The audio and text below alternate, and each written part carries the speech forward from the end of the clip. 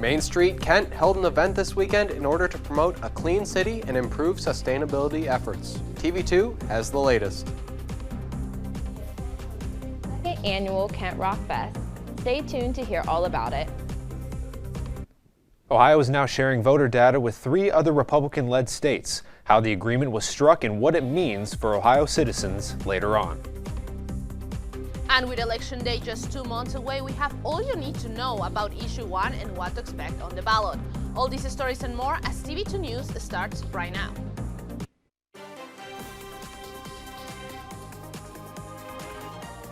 This is TV2 News. Good evening, Portage County, and thank you so much for joining us this evening. I'm Nuried Hurtado. And I'm Dom O'Brien. We start our coverage tonight with these weekend events in downtown Kent. Our reporter Skylar Edington went to the Kent Rocks Festival and talked to some artists about the event. Hi, Skylar. Thanks, guys. This past Friday, the city of Kent was flooded with people hoping to visit local bars and restaurants to enjoy Kent Rock Music Fest live entertainment. Main Street Kent held their second annual Kent Rock Music Fest Friday night. Attendees flooded the streets going bar to bar to watch each band perform.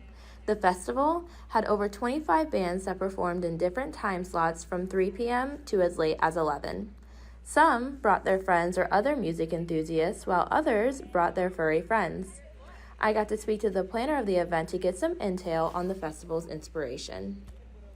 We use the term Kent rocks because Kent as a city and a place, we think that rocks. Many of the bands that performed have been together for years.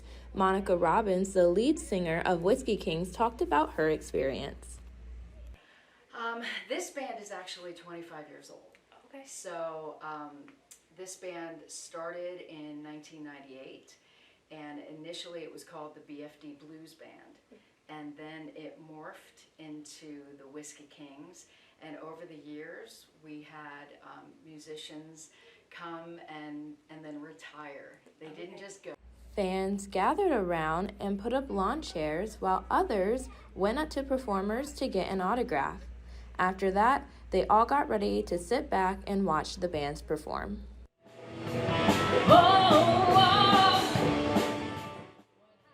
As the night went on, Kent State students began entering the festival, some with their own custom shirts. All of them, yeah. We thought it'd be a challenge. Yeah, we have a to try and get to checklist. them all. So. It seems as if the Kent Music Fest was a success after seeing all of the large crowds of people enjoying the live music. For TV2, I've been Skylar Edington. Back to you guys at the desk. Thank you, Skylar. Kent Rocks was not the only event this weekend. Yeah, our reporter Joe Malbin was also in downtown Kent with the Clean Up Kent initiative and talked to some participants. Hi, Joe. Hi guys. In efforts to make Kent a nicer place, Main Street Kent put on their Clean Up Kent event. Let's check that out now. Over the weekend, Main Street Kent put on their biannual Clean Up Kent service event. Volunteers met at the Hometown Bank Plaza downtown to gather cleaning supplies such as trash bags and gloves. A great volunteer opportunity for Kent State students and Kent citizens in general to help make Kent a nicer place to live. After gathering their materials, volunteers scattered throughout downtown Kent to pick up garbage, clean up light posts, and make the city a nicer place. I spoke with the event organizer, Annie Flaherty, about why events such as Clean Up Kent are important. I think for me it's 2 things. Number one, it brings the community together doing something that's really a low-level time investment but a big return. And so for people who want to volunteer, a little sweat equity, and it really makes a difference, I think, the impression that our city gives. I also got the chance to speak with Kent State student and volunteer Jane Trickey about the importance of Clean Up Kent. Yeah, I am new to Kent, and I'm from Virginia, so I don't really know anyone in the area, except for people I've met through classes, so I thought this was a really cool way to get out and start becoming a part of the Kent community. We also discussed why people should care about environmental efforts in the Kent community. I think just generally because we all live here, and it makes it any little effort you can put into making even your own space a little better helps the community as a whole. Clean Up Kent Fall Edition took place on Sunday from 9 a.m. to 12 and will return in the spring. The City of Kent plans to do more events like this. Reporting for TV2 News, I've been Joe Malbin. Back to you guys at the desk. Thanks, Joe. In Ravenna, the 44th Annual Balloon Affair took place this weekend. The event kicked off on Friday with live music, food vendors, beer and wine vendors, inflatables, axe throwing, mechanical ball, and helicopter rides. Over the weekend, Ravenna hosted their annual parade, and the festival ended with the launch of hot air balloons on Saturday and Sunday, followed by a static display allowing visitors to get close to the balloons.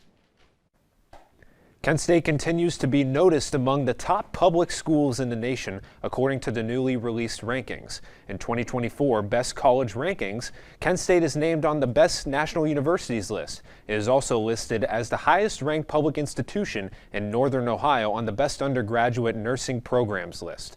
For more information about the U.S. News 2024 Best Colleges Rankings, visit www.usnews.com/bestcolleges.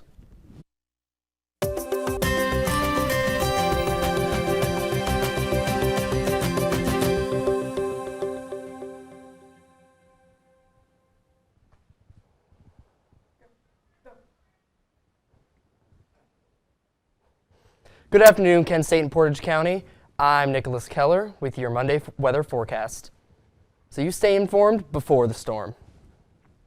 Currently in Kent, 65 degrees with a dew point of 51 degrees.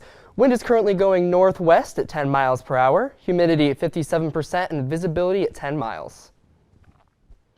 Tonight at 8 p.m., we're going to have clear skies with 59 degrees. Tonight at midnight, 53 degrees with clear skies. And tomorrow morning at 8 a.m., 51 degrees with partly cloudy weather. Tomorrow we're going to have a 15% chance of rain with some clouds. 69 degrees, wind going west at 6 miles per hour, and the sunset will be at 7:28 p.m.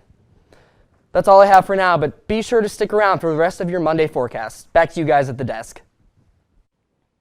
Thanks, Nicholas. State Representative Bon Young pleaded not guilty to new charges involving stalking and tracking the location of a family vehicle. According to an affidavit filed with Barberton Municipal Court, Young allegedly used a GPS tracking device to track a family member's movements after a protection order was issued following his July domestic violence and assault arrest. He faces 5 total misdemeanor charges, and a status hearing has been scheduled for October 2nd. Ohio's Oil and Gas Land Management Commission voted today to let companies bid for rights to drill underneath 4 pieces of public land. Landowners originally feared that the parks or wildlife areas could be threatened by this plan, but that is not the case today. The votes to explore those options will be delayed until the commission's next meeting, so the drilling under those parks may occur in the future. Ohioans will vote on abortion, reproductive rights, and contraception this November 7th. Issue 1 is the main issue on the ballot, and it would give the right to an abortion in the state constitution up until viability. The measure will also allow the right to access contraception, miscarriage care, fertility treatment, and continuing a pregnancy.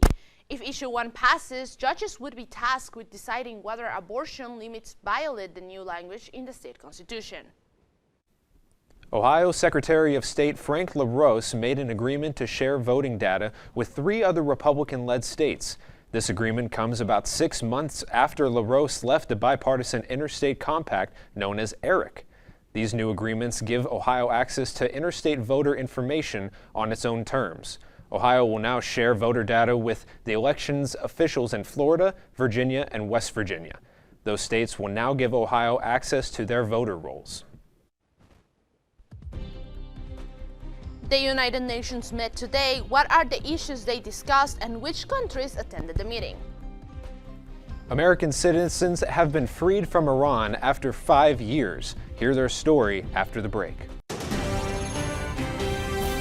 Tomorrow's news leaders. Today's top stories. From an award-winning student newsroom. This is TV2 News, truly Portage County. Welcome back. Most DirecTV subscribers should be getting back access to Nexstar's more than 170 local stations. The company says they reached a deal to resolve their dispute after more than a 2-month blackout. The deal follows the start of the NFL season, which added pressure to negotiations. DirecTV says 27 stations it controls but doesn't own are not part of the agreement. Disputes over retransmission fees are increasingly common as more subscribers switch to streaming services. Passengers and business groups are pushing for more direct flights while the San Antonio International Airport is looking to expand. While San Antonio is the 7th largest city in the United States, it still does not have a connection to Reagan International Airport. This is mainly because Congress has yet to approve it. This may change during the reauthorization of the FAA that happens every 5 years, and Congress has until September 30th to state a plan. A pilot walked away unharmed after a crash involving a World War I-era biplane in Massachusetts over the weekend. The incident happened just after 11 a.m. in Stowe, Massachusetts, and officials said the single-engine aircraft had only the pilot inside, who was able to get out of the plane with no injuries. Initial investigation shows the landing gear collapsed when the pilot landed, causing the aircraft to flip over onto its roof. The United Auto Workers continue on with their picket strike for the 3rd day. This strike involves automobile workers in the UAW, Ford Motor Company, General Motors, and Stellantis. The UAW mainly demands wage increases, 32-hour work weeks, and retiree benefits like cost of living allowances, pensions, and health care. Workers also hope to get rid of their tiers because everyone deserves equal pay for equal work. Hunter Biden is suing the Internal Revenue Service. The president's son say the IRS unlawfully disclosed his tax return information and agents failed to protect his private records. The lawsuit centers around disclosures made by 2 agents and their lawyers in public statements, congressional testimony, and interviews. Biden is seeking all documents involved, $1,000 for each unauthorized disclosure, and attorney fees.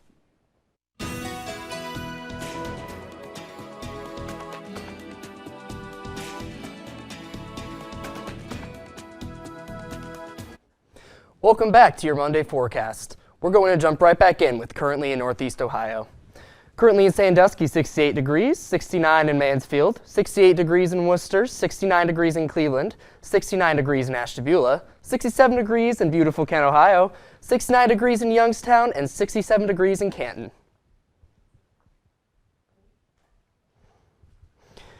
Right now, statewide, 68 degrees in Akron, 67 degrees in Steubenville, 73 degrees in Athens, heating up a little bit, 74 degrees in Columbus, 68 degrees in Lima, 74 degrees in Dayton, and 76 in Cincinnati. So dress cool, Cincinnati. Now for our 7-day forecast. Tuesday, we have intervals of clouds and sunshine with a high of 77 degrees, low 54. Wednesday, we have high of 83 degrees with low 58. Partly cloudy skies. Thursday, we have a high of 85 with a low of 61, so it's getting much hotter now compared to the nice fally weather we've been having. It's going to be sunshine and clouds mixed that day. Friday, we have high of 84 degrees with a low of 60, mostly sunny skies. Saturday, going into the weekend, it's going to be mostly sunny skies with a high of 83 degrees and a low of 58.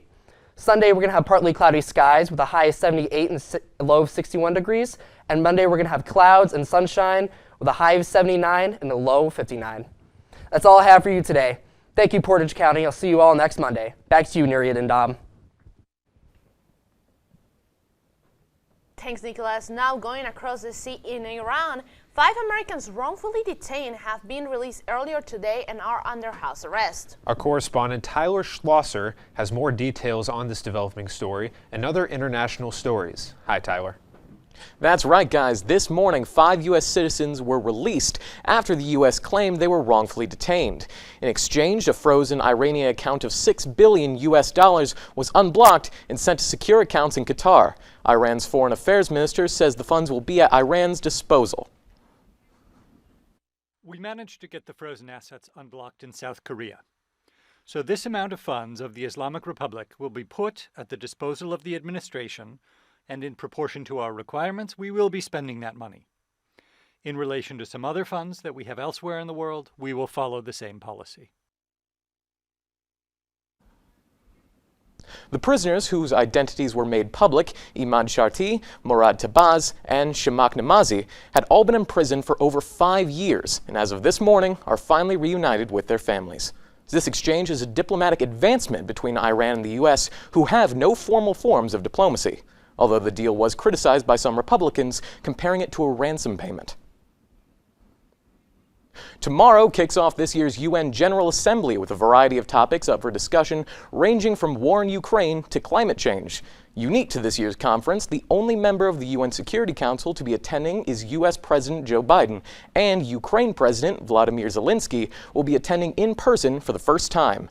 And more normally for this conference, members will be torn between using this stage for international politics and keeping human rights at its forefront.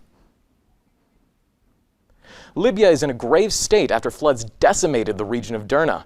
Over 3,000 are confirmed dead and thousands more are missing. To make matters worse, the UN warns of a second disaster in the form of disease due to destroyed sanitation systems and a lack of clean water and other supplies. Citizens and rescue teams are crying out for help. From KSU's TV2 News, I'm Tyler Schloser, signing off. Flashes football with a big game on Saturday and a packed student section. We'll have the full recap and who came out on top after the break. And some baby seals were safe after being found trapped. How did those little seals thank their rescuers? And now, your TV2 Sports Report.